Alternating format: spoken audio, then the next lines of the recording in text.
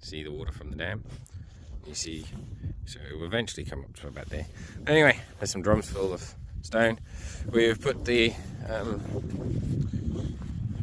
whatever you want to call them, RSJs underneath, and I've welded, so the brackets were bolted to it, I unbolted. I've just tack welded along there, and then we've got screws in all four corners. And now the idea is to jack this up and sit those drums underneath, those ones underneath, and then we've got 2 screw in ground anchors there.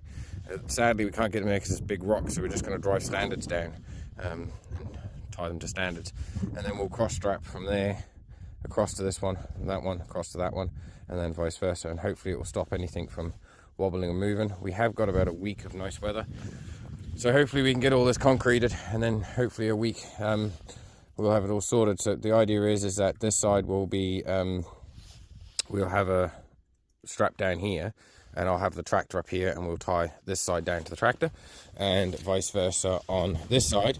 I'm going to get another bit of H-iron, or what do you want to call it, I-beam, lay across there, and then I'm going to rest the boom of the digger on it, or I might even strap it to the blade of this, because most of our prevailing winds come from the west, so if we can handle it from there, then I know it will be pretty safe.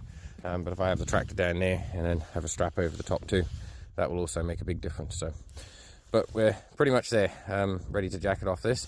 Then we're going to take the wheels off, the axle off. We might get away with just rolling the axle out, that's why we haven't taken the wheels off yet.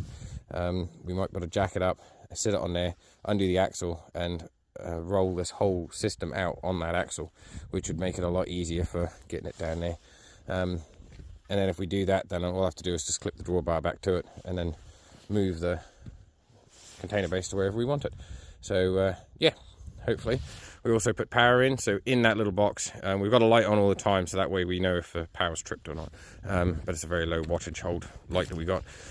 But we put a plug on there. It is only temporary, but it is earth. It's got a RCD, a 16 amp breaker, and a 6 amp breaker. 6 amp for the light, 16 amp for the plug, being that it's a 16 amp plug.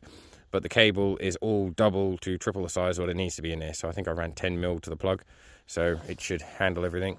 And this is the underground cable that will eventually be attached to the house and the water line. But for now, we've just put that in, so we've got power up here because I needed to use the welder up there.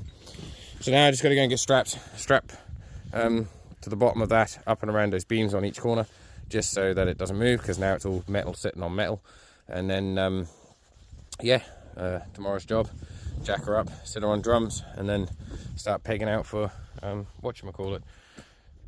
It's all happening. I guess go feed Gippy.